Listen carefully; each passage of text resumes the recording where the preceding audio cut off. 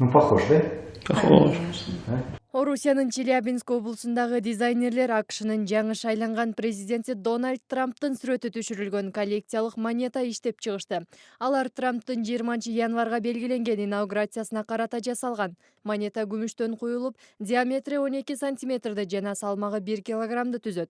Тыйындын бул дизайнын жаратуудан мурда адистер бир канча эскиздерди карап көрүшкөн. Тыйындын бир тарабында эркиндик эстелигин чагылдырган сүрөт бар. Ага катар биз да сөзүбүздү кошуп кеттик. Биз Трампка ишенебиз деген сөздү. Албетте бул англис тилинде жазылган. Ал доллардагы биз Кудайга ишенебиз деген ураандан алынды.